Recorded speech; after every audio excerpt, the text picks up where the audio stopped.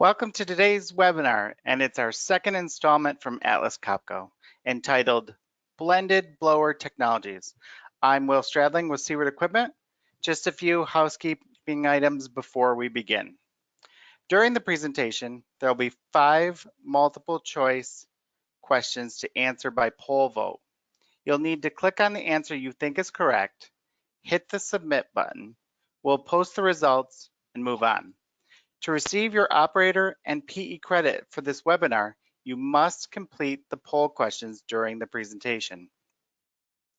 In addition, please feel free to type in your own questions anytime in the questions drop-down arrow, and we'll do our best to answer them during or at the end as time allows.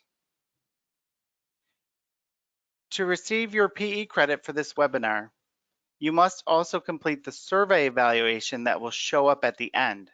So please stay connected until you complete the evaluation. You will need to download the certificate of completion and PDF of this presentation. These are available now under the handouts drop-down arrow. If you miss downloading these, please contact Sherry and she'll attach them to the follow-up email that she sends to you. Please ensure you check out our website, siewertequipment.com, and follow us on Facebook and LinkedIn for more information. Well, that wraps up the announcements. I'd like to introduce Paul Petersen as our presenter. Paul is with Atlas Copco. He has more than 9 years of experience with aeration blowers. He holds a bachelor's degree in mechanical engineering from UNC Charlotte. Thanks, everyone, and enjoy the webinar. Over to you, Paul. Thanks, Will.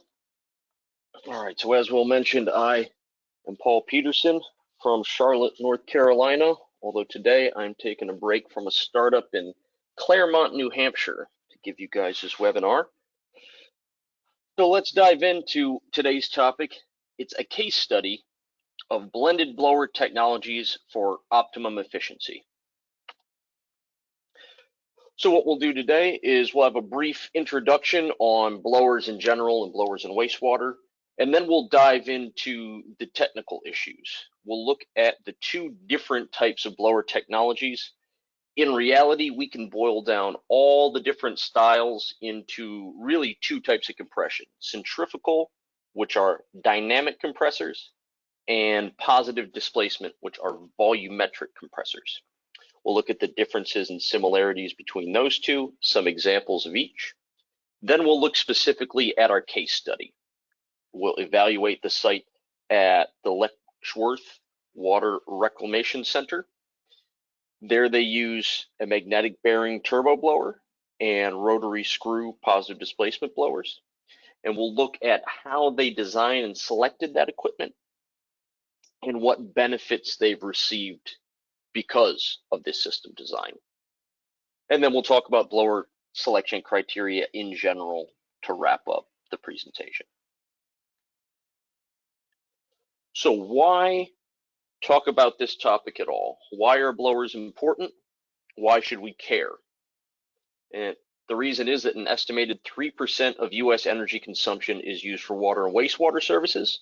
This equates to roughly 4 billion megawatt hours per year, or $280 billion US per year, according to the Energy Agency. Considering the available energy resources in the US, that's about 195 million tons of greenhouse gases every year are emitted due to the energy consumed in water wastewater plants in the United States. That's according to the EPA. Between 50 to 70% of the electrical consumption of your average wastewater treatment plant is consumed by blowers for aeration and mixing. So if we take all that and boil it down, that means that about 200 million megawatts per year, or 1.4 billion US dollars, are spent per year to power aeration blowers in wastewater treatment in the United States. That means we're giving off about 1 million tons of greenhouse gas per year to power the aeration processes in our wastewater treatment plants. So the implication here is that if we're able to just save 10% on the nation's blower energy consumption for wastewater only, you'd reduce greenhouse gas emissions by 100,000 tons per year. and you could save 140 million US dollars per year in taxpayer money. So there's some very large implications behind this topic if we can find ways to use blowers more efficiently. As far as blowers themselves, they're actually an American invention. So they've been around for over 160 years. They were invented by the Roots brothers, which we see in the upper left, in Connersville, Indiana in 1854, and then they patented it in 1856. And since the advent of the activated sludge process at the turn of the 20th century, blowers have been a fixture in the wastewater treatment industry. Atlas Copco, we offer one of the most diverse product ranges with the most different blower technologies of any manufacturer in the market, which makes us sort of uniquely positioned to talk about today's topic in that we don't play favorites. We believe that every technology has its place.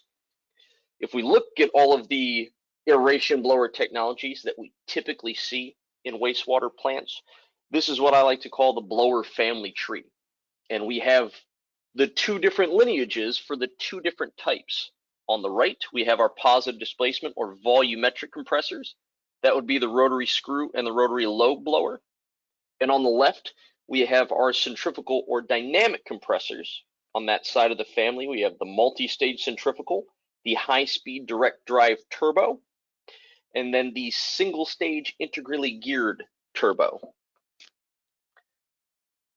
So typically, most plants have 3 wastewater blowers, 2 duty and 1 standby. Sometimes you'll have several more, sometimes only 1 duty, 1 standby.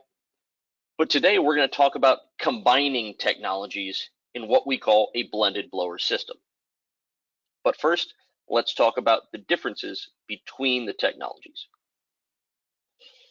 Here is a PV diagram. Anyone who's an engineer, if you remember thermodynamics class, P is pressure on the y-axis, capacity is V or volume on the x-axis, and at constant speed, these are the pressure and flow curves for our blowers or compressors. We can see that they look drastically different. That's because centrifugal blowers, those dynamic compressors, they operate with variable flow rate and variable pressure. PD blowers operate with constant flow rate, variable pressure. What does that mean? It means that in a centrifugal blower, the pressure and flow are dependent variables. If you're operating at a fixed speed and you change the pressure, the flow of the blower will change. If you have a PD blower, pressure and flow are independent variables. If you're operating at fixed speed and the pressure in your process changes, there will be no real impact on the flow delivered. So positive displacement, no change in flow. And with a centrifugal, you have a change in flow whenever you change pressure. And when you change the flow, you also change the amount of pressure that the blower or compressor is capable of delivering. So with a centrifugal, pressure and flow are dependent variables. And that brings us to our first poll question. Will? Great, thanks, Paul. What are the 2 main types of blowers? Please choose A, B, C, or D.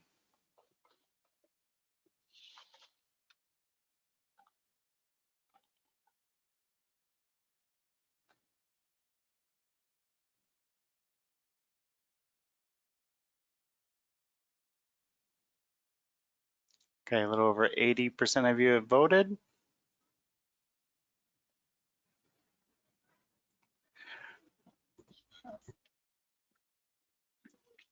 Okay, give it a couple more seconds.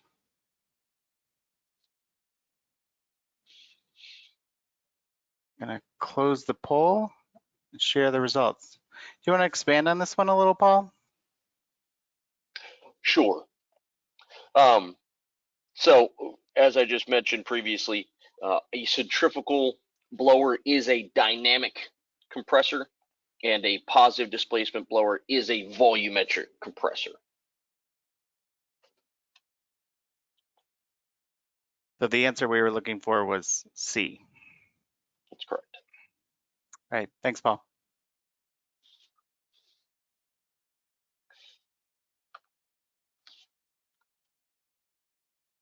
All right, looking first at centrifugal blower technologies.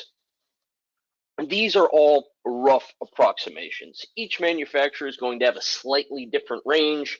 Some may go a little bigger, some may go a little smaller, some may be more limited in pressure or flow, but in general, these are the sizes we see for each of these technologies in our market. So high-speed turbo blowers are really only a valid technology at about 100 horsepower and up. Typically, the upper limit on that is around 500 horsepower. And the reason being is that the amperage is so high once you get above 500 horsepower that it becomes economically unfeasible to use a 480 volt power supply. And the nature of high-speed direct drive turbo technology is that the controls, the VFD, are always in the box. These machines are always run off VFDs because they have to spin the motor itself up to 500 hertz, 30,000 RPMs roughly. So these blowers always have a VFD, and that's why that range is somewhat limited. So this equates to roughly, at minimum speed on a 100 horsepower turbo blower, you'd be looking at about 500 CFM. And then at maximum speed on a 500 turbo blower, you'd be looking at roughly 10,000 CFM. Multi-stage centrifugals are actually the original centrifugal compressor and centrifugal blower that were invented in the 1930s and really hit our industry big about 1950s. These come in a wide range of sizes from about 5 horsepower, 100 CFM, up to over 3,000 horsepower, up to about 40,000 CFM. And then the integrally geared single stage centrifugals, I like to call these the big iron because you typically only see them in the largest plants. They typically start at about 200 horsepower with flow rates around 4,000 CFM, and then go up again to 40,000 CFM and over 3,000 horsepower. So you can see that if you have a smaller plant, something where you're using blowers less than 100 horsepower, that multi-stage is really the only centrifugal that you would encounter.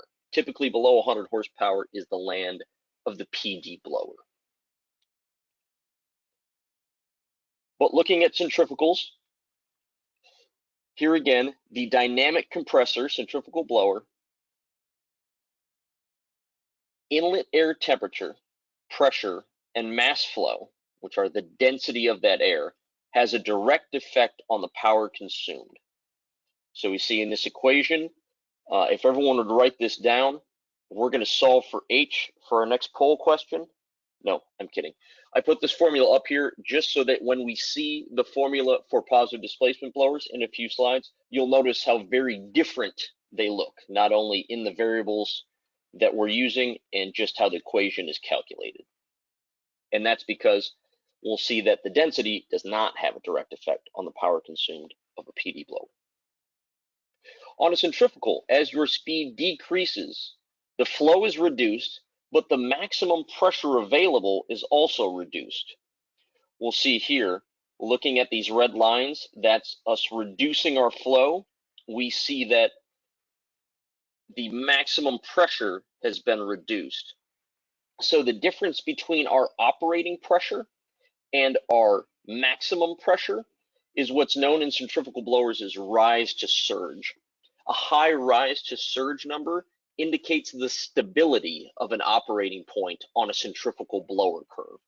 If your blower has a low rise to surge, that means that an increase in water depth or the further closing of a downstream valve, whether it be a mostly open valve for air control in the basin or an isolation valve at the discharge of the blower that's maybe not closed all the way, or maybe not opened all the way, excuse me, could cause that blower to go into surge. So in general, a certain minimum rise to surge is specified, but this delta between maximum pressure and minimum pressure decreases as flow decreases, and this is typically the limiting factor in the turn down of a centrifugal blower. And that's because when we slow down, we can't produce as much pressure, and therefore we would enter the surge area.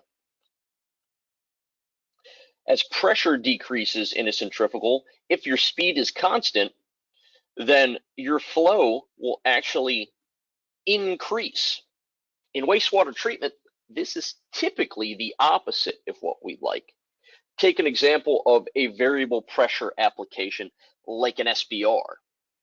In a sequencing batch reactor, as the tank fills, the pressure decreases. As it decants, the water level lowers, the pressure goes down. You want less air because there's less volume in the tank. But if you have a centrifugal blower in that application, it's actually going to deliver more air the more that water level drops. So you're going to have to control that centrifugal blower with an external flow control signal in order to fight its natural tendency to deliver more air.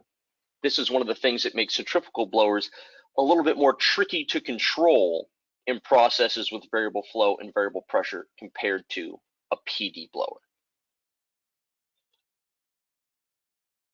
This brings us to poll question number 2. Will? Thanks, Paul. Number 2, what is a critical operating characteristic of centrifugal blowers? Please choose A, B, C, or D.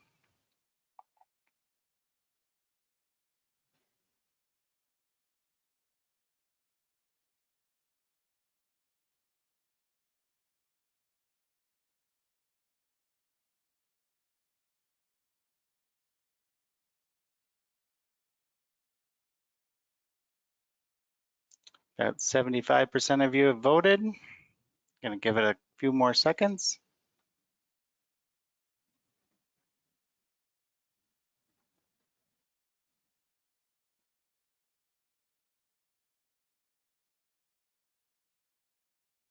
Okay, I'm gonna close the poll, share the results. Paul, you want to talk about this one a little too?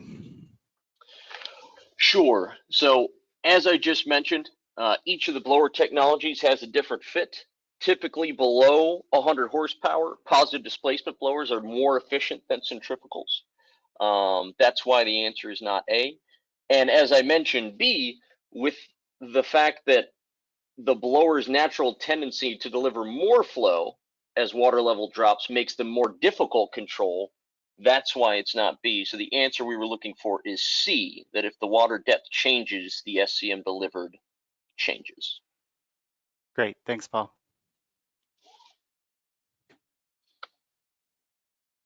All right. Now we look at positive displacement technologies or volumetric compressors. We have 3 different gray cubes on the screen. The most common is the original PD blower, the root style or lobe blower, which is in the center at the bottom. These also tend to have a very wide range, like multi-stage. They start at 1 horsepower. Some manufacturers may actually go fractional horsepower. We don't. And then typically they go upwards of 350 horsepower. Now I know there are special one-of-a-kind larger PD blowers, but generally there's going to be a different technology that makes more sense above 350 horsepower. This is the range in which you'll normally see them in our industry, about 1 horse to 350 horse, which means flow rates from 25, 30 CFM up to 4,000 CFM, maybe as high as 5,000 CFM. Rotary screw blowers are actually a newer technology since the 2000s, which uses internal compression to deliver volumetric compression more efficiently than a rotary lobe blower. By squeezing the air inside the blower, you can actually save about 30% in energy at normal 8 PSI operation that a lot of United States municipal plants operate at higher pressures in excess of 10, 12 PSI, plants at high elevations or with deep tanks.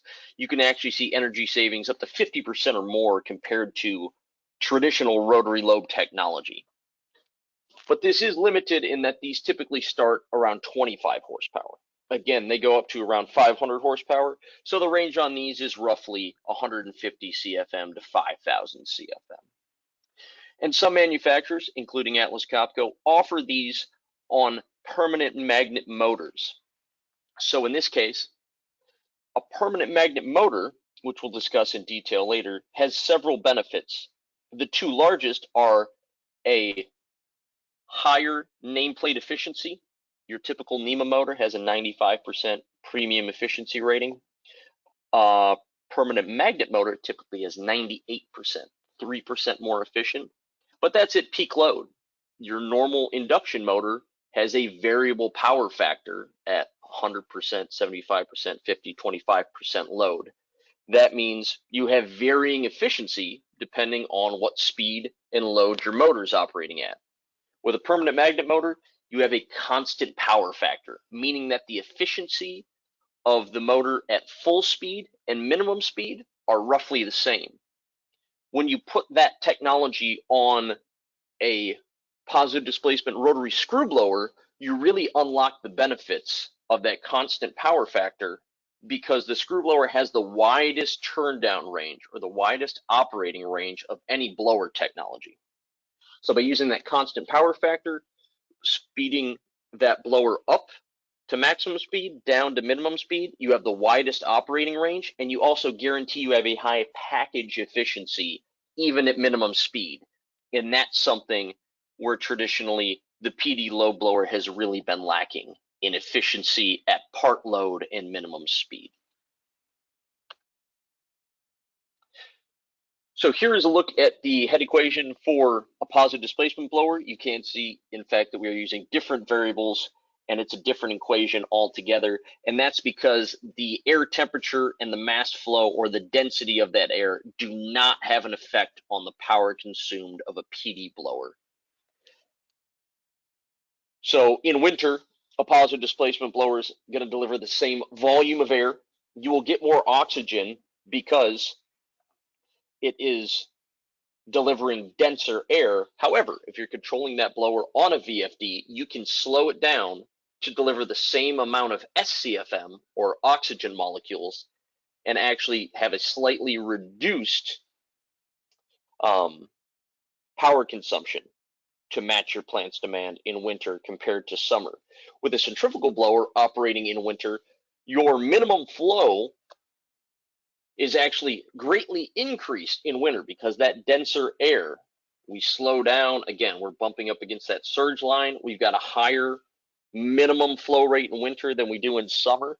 And on a centrifugal blower, the denser air means more torque required to spin that shaft, because a dynamic compressor is a variable torque compressor, meaning that you will actually consume more power in winter than you will in summer when satisfying the same process demand.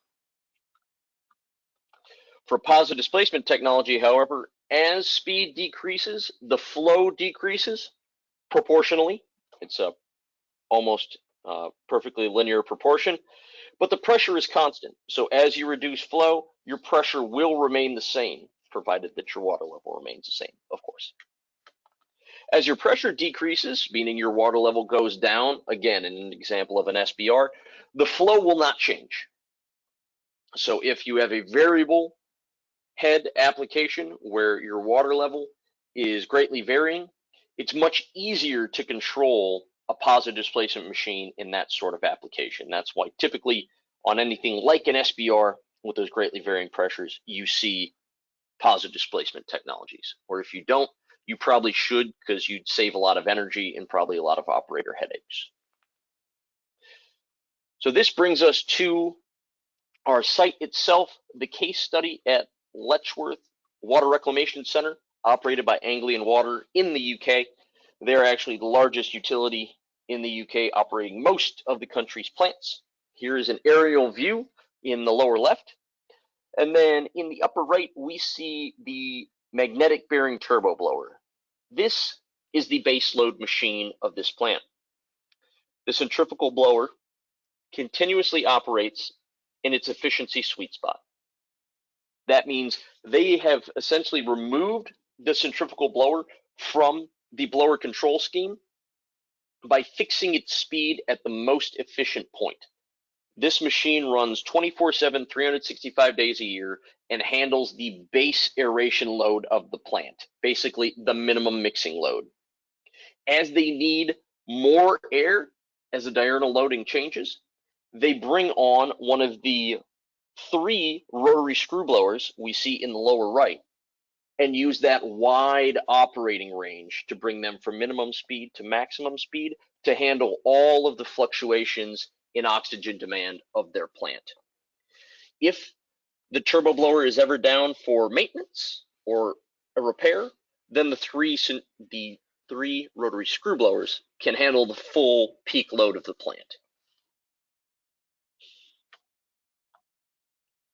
Now let's look at each of these technologies in a little more detail. First, the high-speed turbo technology. You can see in the upper right-hand corner, that's actually a photo of the heart of the unit. That is the blower and motor itself on one core. These are direct drive units. The impeller is mounted directly on the motor shaft. There's no coupling, there's no gearbox, there's no belt drive. This makes them incredibly compact. These machines are 150 to 200 horsepower, the ones we're specifically talking about at this site. And the heart of that unit is about 18 inches wide and tall by 24 inches long. It's extremely compact. Because of that, you have an extremely compact blower enclosure. This bank of 4 blowers installed side by side, we see in the photo here, is approximately 13 feet long by 5 feet deep by about 6 feet tall, 5 or 6 feet tall with the concrete pad, housekeeping pad. That bank of blowers delivers over 13,000 CFM of air. So with this technology, you get more CFM per square foot of floor space than any other blower technology on the market. As I mentioned earlier, this technology always has variable speed control. The VFD always comes inside the blower, no matter which manufacturer you buy from. They have a small footprint. They require no special foundations because they operate at very high speeds, very low vibration. Because of that, they have very low noise. Because the controls are all integral, these typically come as a plug-and-play package. Now, you have to be careful. There are some manufacturers out there who actually have to ship you an external filter box that you'll have to mount somewhere and pipe from there to the blower, or you'll have to field assemble a blow-off valve assembly and a silencer. So not every manufacturer delivers these as plug-and-play, but for the most part, they are ready to come from the factory with a single-point power connection and a discharge pipe connection being the only requirements to make air. These have very high efficiency, especially in their sweet spot, and they have extremely low maintenance because these are direct drive. As I mentioned, there's no drivetrain. They use non-contact bearings, either airfoil or magnetic, which means there's no oil to change because there's no oil inside the machine. The only regular maintenance item on these is an air filter. Of course, everything needs checks, needs replacement every so often, but in general, these are some of the lowest maintenance blower technologies on the market. And with the magnetic bearings, these have extremely high reliability. Atlas Copco, as a manufacturer, has over 500, maybe over 600 installed now after the previous year. And many of these have been running since 2004, over 17 years now. And we have never had to replace a blower core, a blower motor, or a set of bearings. So with the magnetic bearing technology, these are extremely reliable. Now with the airfoil technology we used to manufacture, you do have to proactively replace those bearings because they do wear out. But we'll get back to that in a few minutes. The drawback of this technology is it does have one of the highest investment costs. If you're looking at a CFM per CFM basis, this would be roughly twice the price of something like a rotary screw blower, but it would be about half the price of something like an integrally geared single stage blower. If you look at them on the same size, flow for flow, SCFM to SCFM. Paul, But not all. Yes. We did have a question come in. Okay. Can you go back one slide? Yeah. With the floor blowers side by side in enclosures, how easy is it to maintain blowers inside those sound enclosures without side access? And that's a great question.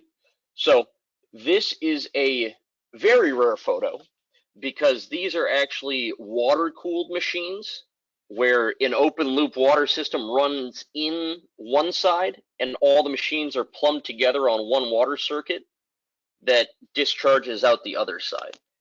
Typically, we see these installed with 3 foot of space all the way around, so maintenance access is easy. But again, for the regular preventative maintenance, it's all accessed from the very front panel, just changing the air filters. So the regular operator maintenance isn't that difficult.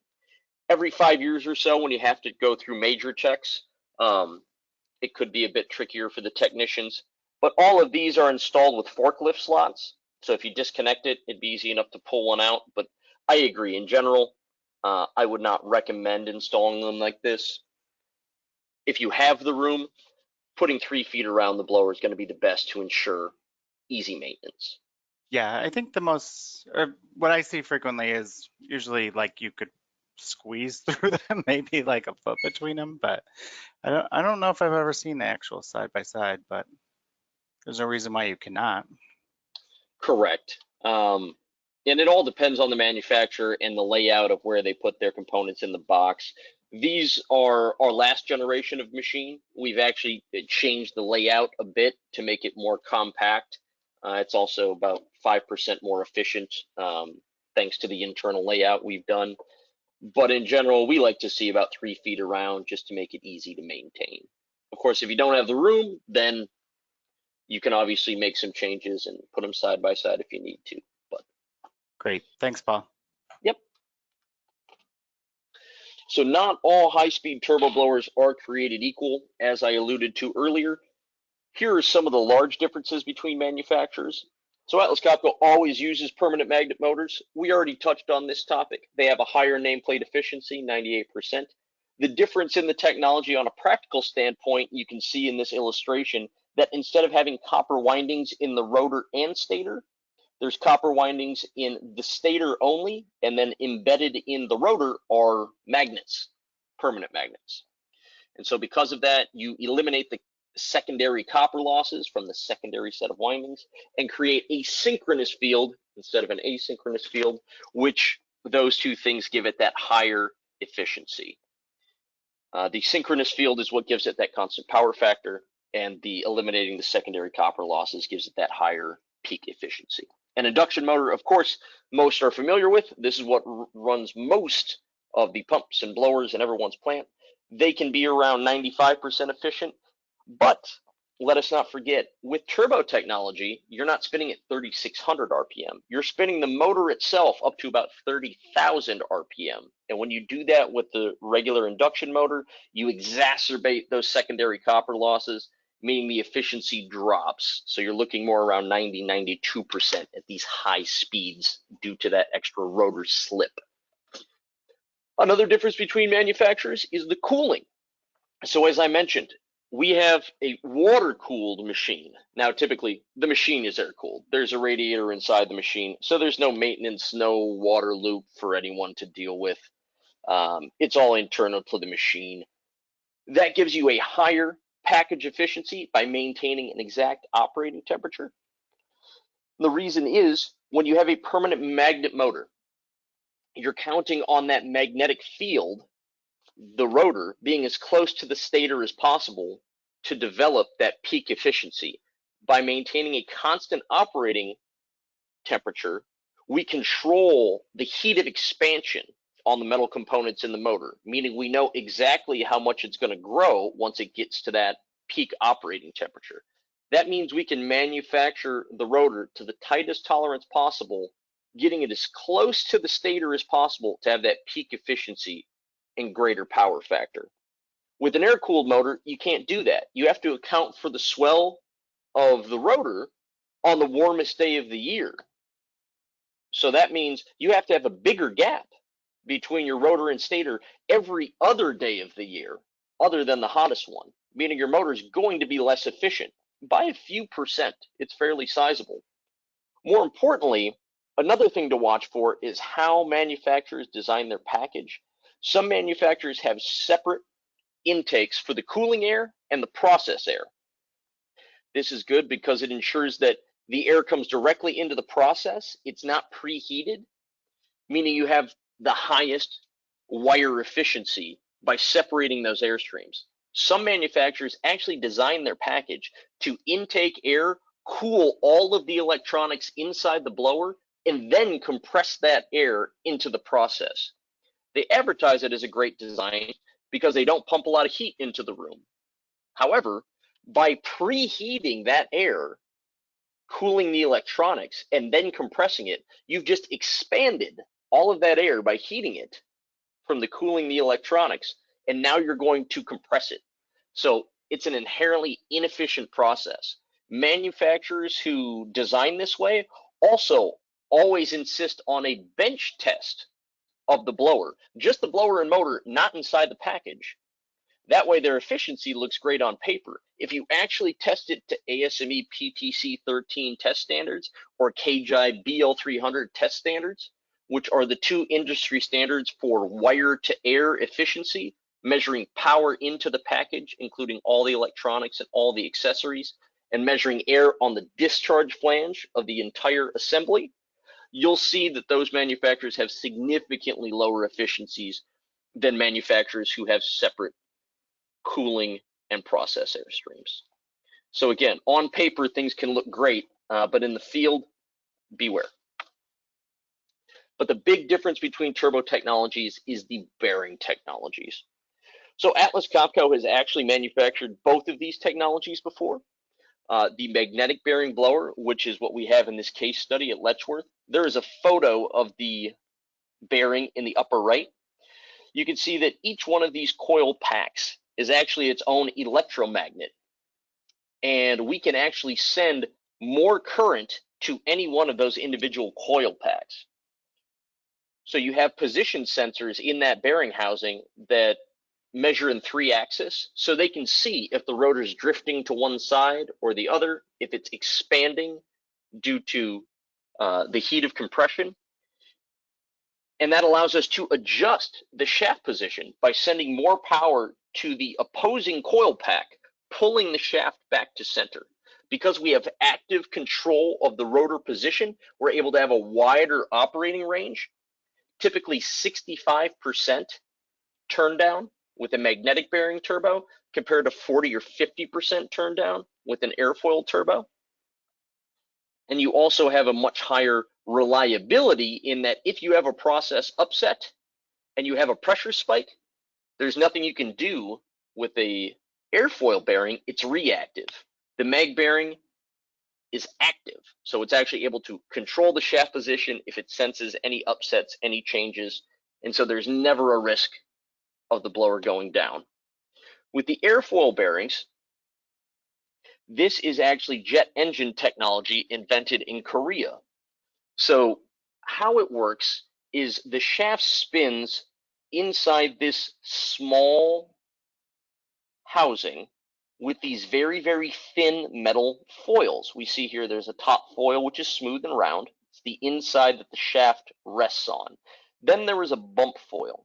The bump foil is what creates lift. It's designed in a specific geometry to create lift. So as we spin this blower shaft from 0 RPM up to full speed, eventually it'll pull enough air from the top of the shaft to the bottom to create that lift.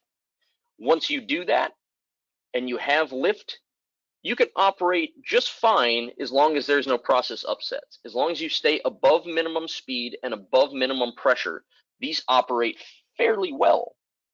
And so the golden number here is roughly 10,000 RPM to create lift between the shaft and the housing, and then 4 PSI back pressure. If you lose that back pressure, you lose the wedge of air or the cushion of air, and you lose your lift.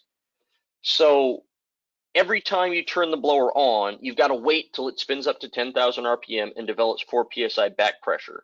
Until that time, you're dragging this metal shaft on that metal foil inside this metal housing. And then every time you stop the blower, You're dragging this metal shaft on this metal bearing in this metal housing. So it's like the old Tootsie Pop commercials with the owl, the cartoon, how many licks till you get to the center of the Tootsie Pop? Because eventually the friction from this shaft rubbing on this bearing is going to cause that bearing to fail. Remember, there's no lubricant, there's no coolant. So roughly, typically what's advertised is 500 starts and stops, and you have to replace your bearing. We found in practice with the machines that we used to manufacture, it's usually closer to 200, but if you have dirty air, poor filtration, really high pressures, constantly varying flows, it can be significantly less than that. I know sites who have encountered 5 starts and stops before failure. So it's really a mixed bag. That's why you have to proactively replace these. Again, with our customers, we always recommend after every 200 starts and stops.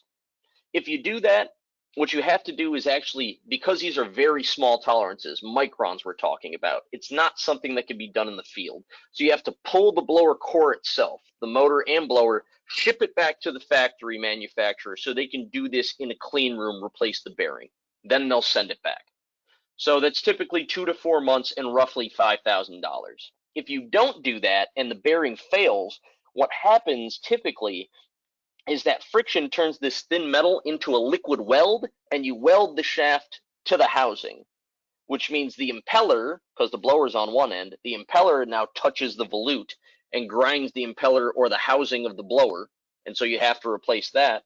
And then the motor windings are on the other end. If you're going at full speed and all of a sudden it comes to a screeching halt because you've welded the shaft stopped, you fried your motor windings as well. So if that bearing fails, the whole heart of the unit typically has to be replaced, and that's anywhere from a $30,000 to a $60,000 repair bill, depending on the size of your unit. And you're going to be out 12 to 16 weeks. So again, every 200 starts and stops, be out for 2 to 4 weeks for $5,000, or chance it, go to 500 or more starts and stops, and you could end up with 3-4 months without a blower and a repair bill that's more than half the price you originally paid for your units.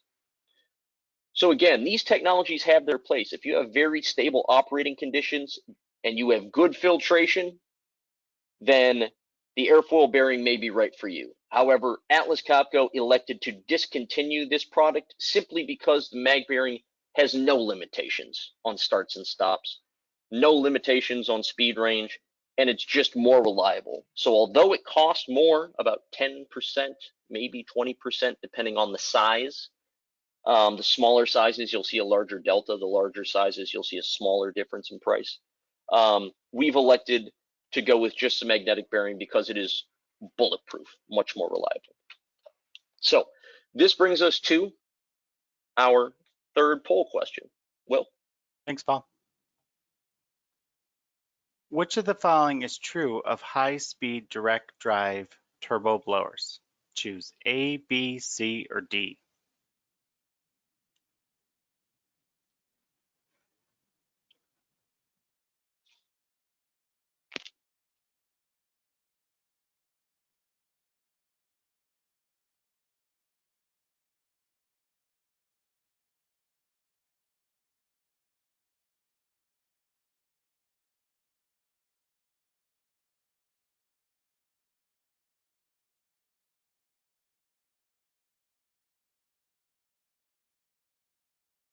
Okay, 75% of you have voted. We'll leave it open for a couple more seconds.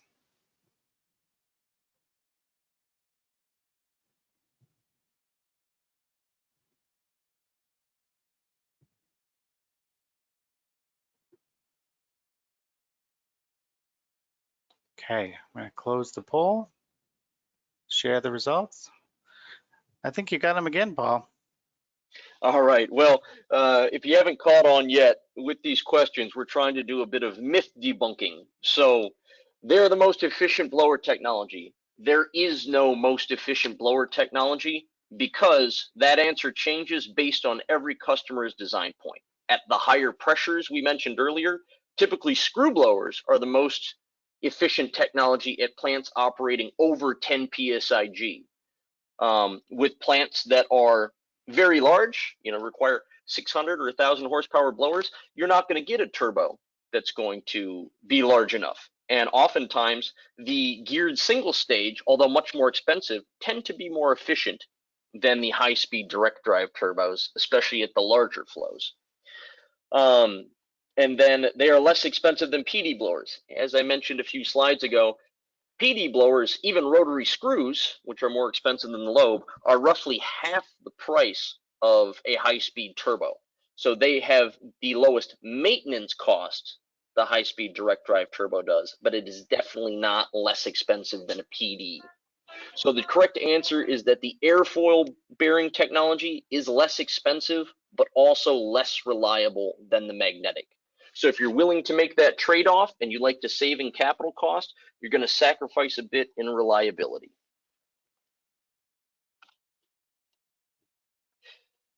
Great. So here is, Thanks, Paul. yep, thanks, Will. Here is a look at the turbo blower curve. So typically when you see curves from a manufacturer, you're going to see two of them whenever they're centrifugal. The first is that PV diagram, pressure and flow, pressure on the Y, flow on the X, and then down below it, you will see power and flow.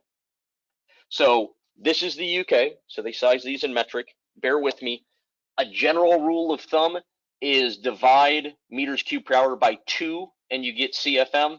That's not exactly correct, but it'll do for our example. So here we see that this design point is almost dead center in the middle of the working area map, right? Here's how you read a centrifugal blower curve. The furthest curve off to the right, that's maximum speed in red.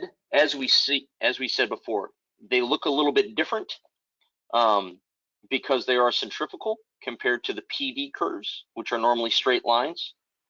We saw this, I believe, on slide 4.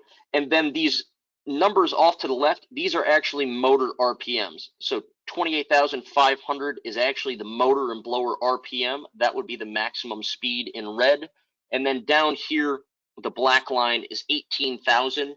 That's nominally the lowest speed, although I do believe it can actually go slower and still operate. And then each line in between is, a rough approximation of the speed. So we can see here, 42 kPa. It's roughly about 6 psi, and normal meters cubed 38. So we'll call it about 2,000 CFM, 1,900 at 6 psi. You can see down here below that they're consuming about 58 kilowatts at that power. Now remember, this is wire power. It includes all the controls, all the accessories inside the box. So what does that mean? Well, anyone who's familiar with centrifugal pump curves know that you can often overlay the sweet spot curves here. So if we were to do that here, we would see that in the center of this map, we are in the sweet spot, most efficient. So this is actually 65.7% highest efficiency point. Now, I know a lot of you are saying 65%, that's not very efficient. Again, we've got to look at these on a wire to air basis. And a lot of the times engineers throw on figures like, oh yeah, a good blower's 70% efficient, 80% efficient. If you take into account all the losses, that's typically not true.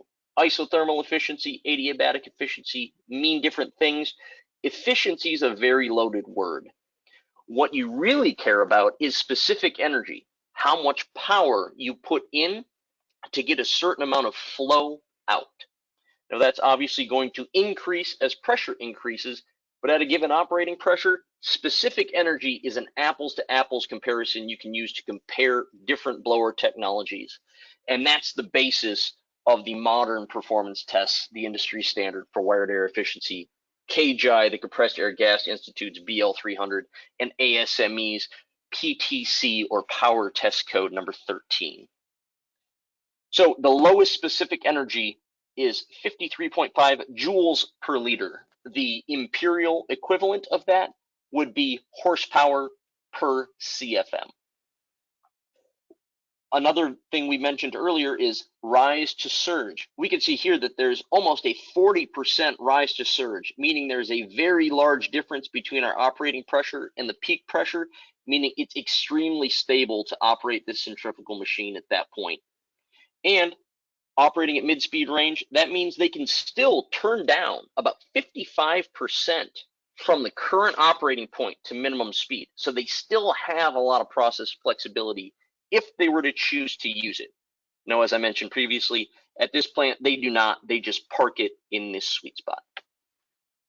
Now, looking at the rotary screw blower, these are designed much the same as the centrifugals or the high-speed turbos at this plant in that they are plug and play.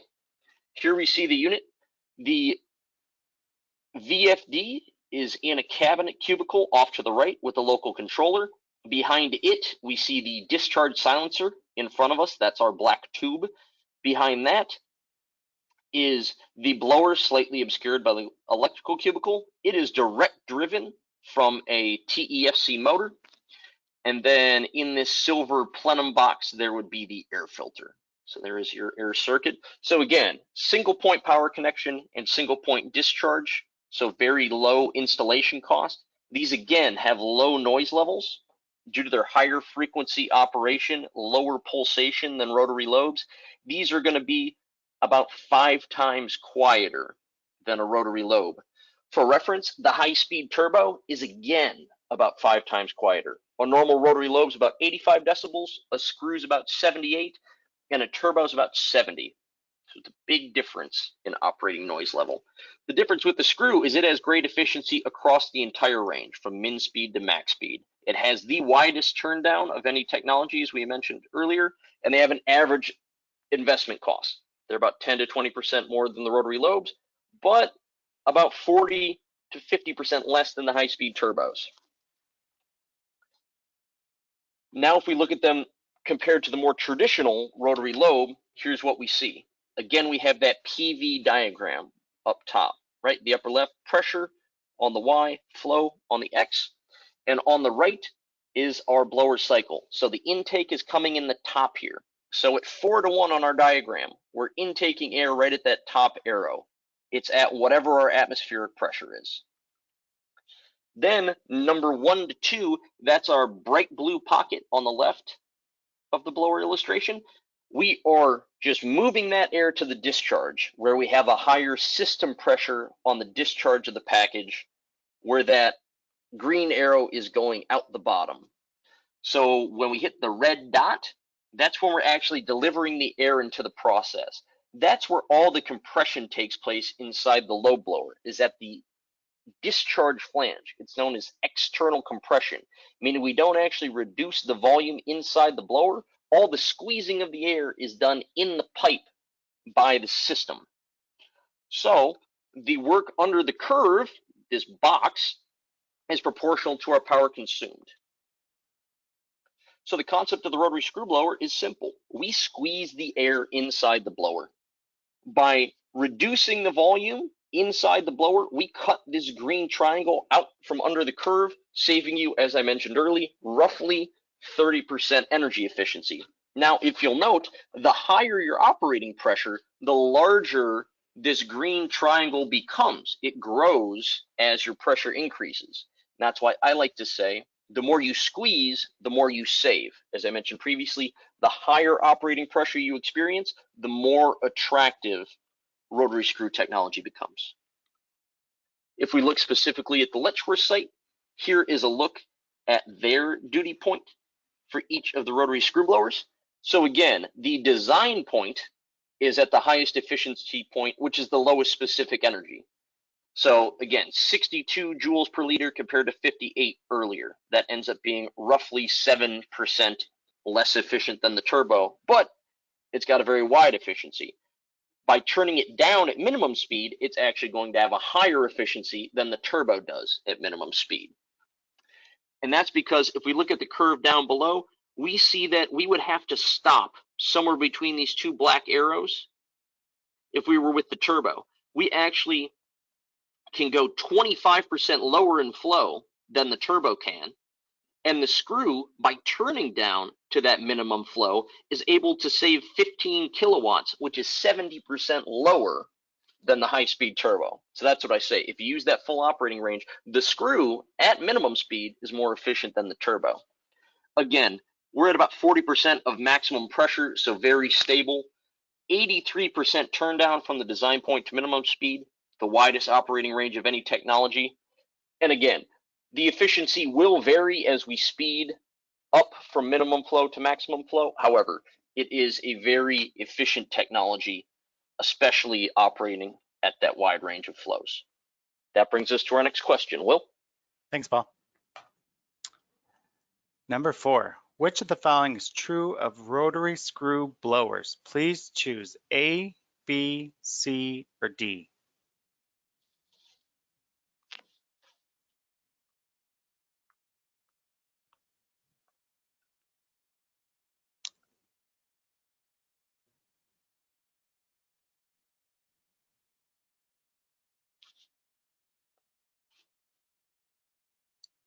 Okay, about 75% of you have voted. I'll leave it open for a couple more seconds.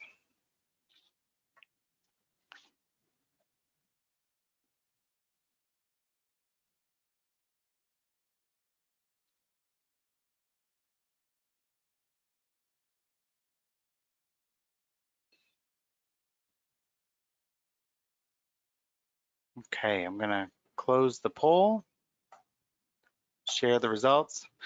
They got you this time, Paul. Yes, all right, that's good. I think I repeated myself successfully. No, that's very good. That is, again, as I mentioned several times, the biggest benefit of this technologies. I just want to reiterate, there is no most efficient blower technology. Anyone who says this is the most efficient blower hasn't looked at your design point yet, is not telling the truth. It varies by design point, by plant, by client. And then, as I mentioned previously, compared in price to centrifugals, which centrifugal? They're less than the high-speed direct drive turbos. They're less than the single-stage geared turbos, and they're roughly about the same price as a multi-stage centrifugal. So that's why it's not B, and of course, then it can't be D, all of the above. All right, thanks, Paul. All right, and that brings us to the end, folks. So why did they design it like this? What are the benefits of this system? Well, the purchase price of the blended blower system, 3 screws, 1 turbo, was 28% lower than buying all 4 turbos. Okay. The turn down of an all turbo blower system would have been 9-to-1, meaning maximum flow with all 4 blowers is 9 times as much as the minimum flow of 1 blower. With the blended blower system, it's actually 21-to-1 because of the wide range of those screw blowers and the ability to turn down to much lower flow. You get 52% more turn down. Turn down is your process control. When your DO probes are sending your PLC a signal that they need more air or less air to satisfy your DO set point, that's where blower turn down comes into play. Being able to go lower is going to save you energy. And then the flow range. The blended blower system peak airflows, maximum airflow, is 9% higher than if they'd done all 4 screw blowers. And then efficiency. The efficiency of the turbo blower is 14% greater in this blended blower system. Again, that's because we park it at its most efficient sweet spot. If we were to turn it down to minimum speed and up to maximum speed, at certain points on its curve, it's going to lose about 14% efficiency at its least efficient point. So that tells you how much the efficiency of a blower deviates based on its operating point. The blended blower system power consumption at the minimum airflow is 50% lower than an all turbo blower system. Remember, the screws can go to a lower flow. They consume much less power at that lower flow. So that's why we see numbers that staggering. And then maintenance. Because that turbo blower, where the only primary preventative maintenance is an air filter change, and that is the constant duty 24/7 blower, that means they've drastically reduced the amount of maintenance they have to do for their blower system, because the screw blower only requires an oil change every 8,000 operating hours. If they're not running one at constant duty, if they're only running one blower a few hours a day, and they rotate that between the 3 screw blowers, it could be several years before they need to change oil. And same thing with the air filters. So by making that turbo, which the biggest benefit of that technology is the lowest maintenance. They make that the workhorse. And so I'm not able to quantify how much their maintenance budget has decreased, but it has significantly decreased. So to recap, you've got better efficiency, lower maintenance, lower capital cost, better process control in that turn down, and higher peak airflows. Those are the advantages of the blended blower system, which brings us to our final question. Will? Thanks, Paul. What are the advantages of blending blower technologies? Please choose A, B, C, or D.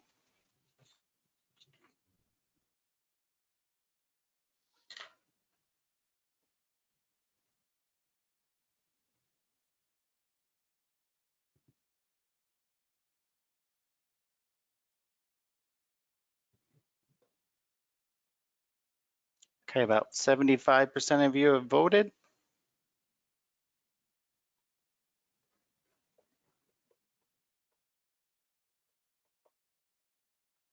I'll leave it open for a couple more seconds.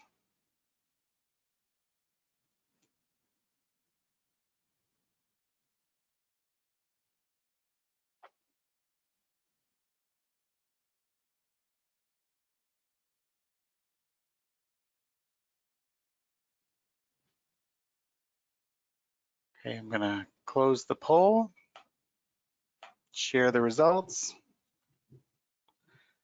I got you again, Paul. All right. D, all the above. Yep. And we just went over all those reasons. So there was only 2 slides you had to remember. I'm glad most of you got that one. So thanks, Will. And thanks all of you for attending. We're just about at the hour mark.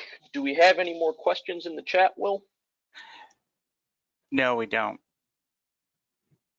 All right. Well, if you do have questions, of course, you can email them to Will or Sherry, anyone at Siewert Equipment, and my contact information is on the screen as well. Great. Thank you, Paul, and great job. And thank you all for spending some time with us today.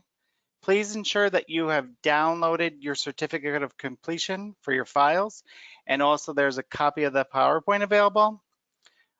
Just want everyone to know that we do have several Atlas Copco blowers running locally, if anyone would like more information. Also, thank you again. Please do not hesitate to email or call us if you need anything, and be sure to stay on for the evaluation at the end. Thanks, everybody. Thanks, Paul. Thanks, Will.